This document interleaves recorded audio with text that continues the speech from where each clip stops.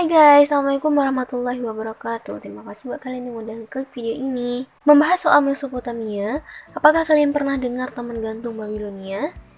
Ya, taman ini salah satu peninggalan dari peradaban Mesopotamia. Konon, peradaban ini salah satu peradaban paling maju pada zamannya. Mesopotamia berasal dari dua kata, yaitu mesos yang berarti tengah dan potamos yang berarti sungai. Jadi, Mesopotamia dapat diartikan sebagai daerah di antara sungai-sungai.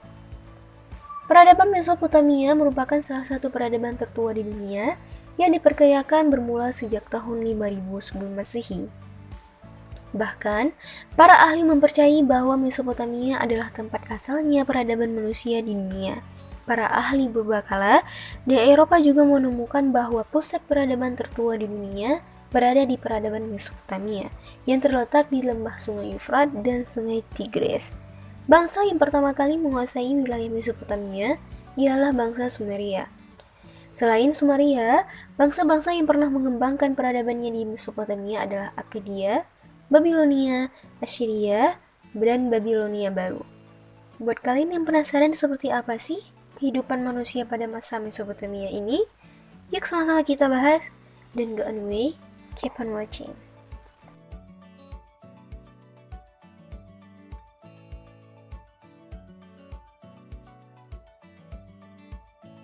Sejarah Mesopotamia diawali dengan tumbuhnya peradaban yang diyakini sebagai pusat peradaban tertua di dunia oleh bangsa Sumeria.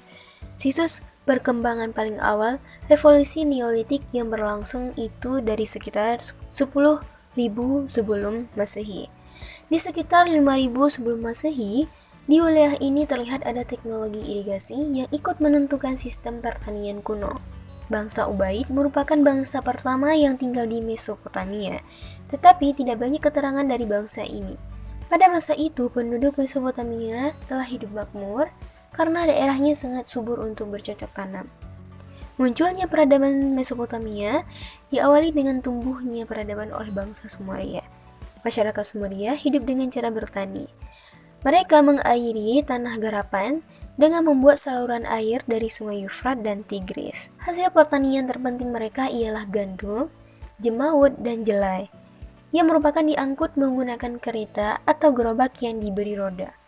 Oleh karena itu, bangsa Sumeria terkenal sebagai bangsa yang pertama kali mengenal roda dan gandum. Bangsa Sumeria kemudian membangun beberapa kota kuno yang terkenal, yaitu Ur, Erek, dan Kish. Kehadiran seorang tokoh imperialistik dari bangsa lain yang juga mendiami kawasan Mesopotamia. Bahkan dalam berbagai hal budaya, Sumeria dan Akkadia beralkulturasi, sehingga era kepemimpinan ini sering disebut Jilid Sumeria dan Akkadia. Campur tangan Sumeria tidak dapat diremehkan begitu saja. Pada saat Akkadia terdesak oleh bangsa Guti, bangsa Sumeria mendukung Akkadia, sehingga mereka masih dapat berkuasa di tanah antara dua sungai-sungai itu. Bangsa Sumeria menciptakan berbagai hal yang penting bagi perkembangan peradaban manusia, seperti sistem penulisan, sistem numerasi, sistem kalender, sistem hukum, dan seni arsitektur. Selain Sumeria, bangsa-bangsa yang pernah mengembangkan peradabannya di Mesopotamia adalah Akkadia, Babilonia, Assyria, dan Babilonia Baru. Mereka saling bertarung untuk memperebutkan kekuasaan dan pengaruh di wilayah tersebut. Beberapa peristiwa penting dalam sejarah peradaban Mesopotamia yaitu pada tahun 2334 sebelum Masehi, Sargon dari Akkad menyatukan kota-kota Sumeria dan Akkadia menjadi Kekaisaran Akkadia, yang merupakan kekaisaran pertama di dunia. Pada tahun 1792 sebelum Masehi, Hammurabi menjadi Raja Babilonia dan menetapkan kode hukum yang terkenal dengan nama Kode Hammurabi, yang berisi 282 pasal tentang hukum pidana, perdata, keluarga, dan perdagangan. Dan pada tahun 612 sebelum Masehi, Babilonia baru menggulingkan Assyria dan mendirikan kekaisaran baru yang mencapai puncak kejayaannya di bawah pemerintahan Nabukadnezar II, yang membangun Taman Gantung Babilonia sebagai salah satu dari 7 keajaiban dunia kuno. Dan yang terakhir itu pada tahun 539 sebelum Masehi, Babilonia baru ditaklukkan oleh Kekaisaran Persia di bawah kepemimpinan Koresh Agung yang mengakhiri peradaban Mesopotamia sebagai entitas politik tersendiri. Peradaban Mesopotamia memiliki kepercayaan yang politeistik, yaitu memuja banyak dewa dan dewi. Dewa-dewi tersebut mewakili berbagai aspek alam, seperti langit, bumi, air, matahari, bulan, bintang, angin, api, dan lain-lain. Beberapa dewa utama yang dipuja oleh bangsa-bangsa Mesopotamia adalah yang pertama itu ada Anu, dewa langit dan ayah dari semua dewa. Yang kedua itu Enlil, dewa langit dan badai serta raja dari semua dewa. Dan yang ketiga ada Ea, dewa air tawar dan pengetahuan serta pelindung manusia. Yang keempat ada Marduk, dewa matahari dan keadilan serta pelindung kota Babilonia. Yang kelima ada Ishtar, yaitu dewa cinta, kesuburan, dan perang. Dan yang keenam yang terakhir itu dewa Nergal, yaitu dewa kematian, bencana, dan neraka. Untuk memuja dewa-dewa, bangsa-bangsa di Mesopotamia membangun kuil yang disebut ziggurat, yang berarti bangunan tinggi seperti gunung. Ziggurat dibuat lebih tinggi dari rumah penduduk dan memiliki menara bertingkat-tingkat yang dilengkapi dengan tangga. Di puncak gunung, di puncak ziggurat terdapat ruang suci yang hanya boleh dimasuki oleh imam dan imam perempuan. Peradaban Mesopotamia juga memiliki budaya yang kaya dan beragam. Mereka menciptakan berbagai karya sastra seperti puisi, mitologi, hikayat, dan epos.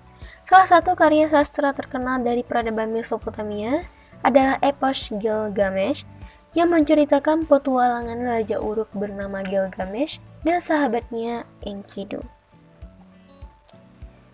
Mereka juga mengembangkan berbagai ilmu pengetahuan dan teknologi seperti matematika, astronomi, astrologi, kedokteran, metalurgi, irigasi, dan navigasi. Mereka menggunakan sistem numerasi berbasis 60 yang masih digunakan sampai sekarang untuk mengukur waktu dan sudut.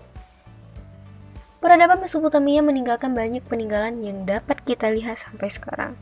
Beberapa peninggalan tersebut adalah yang pertama yaitu ada corak politik.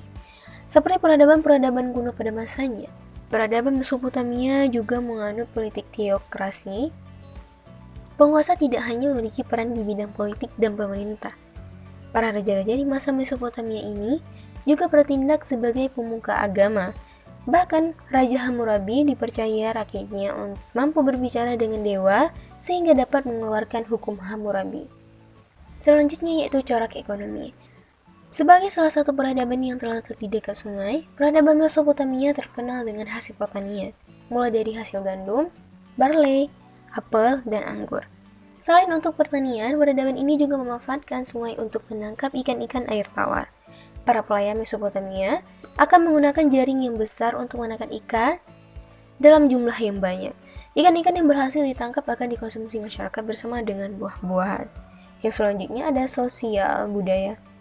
Seperti bangsa-bangsa peradaban kuno lainnya, masyarakat peradaban Mesopotamia adalah penganut politeisme atau mempercayai banyak dewa-dewa. Bahkan, setiap kota pada peradaban ini memiliki dewa pelindung yang berbeda-beda.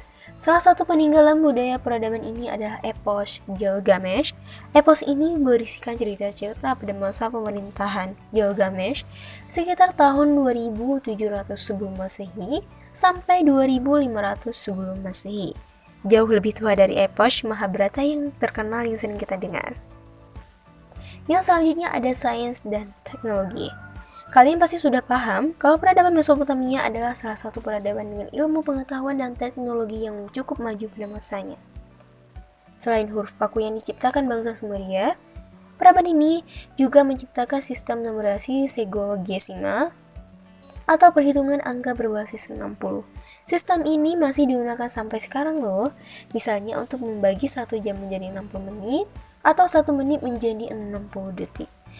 Mesopotamia juga menjadi salah satu bangsa pertama yang menerapkan sistem penamaan 7 hari seperti yang kita gunakan sekarang. Bedanya, penamaan hari pada masa Mesopotamia menggunakan nama dewa-dewa yang mereka percaya. Itu dia tadi sejarah Mesopotamia. Gimana menurut kalian? Komen di bawah ya. Oke, cukup sampai di sini dulu videonya. Jangan lupa untuk like, comment, dan subscribe. Dan see you guys in next video. Bye bye.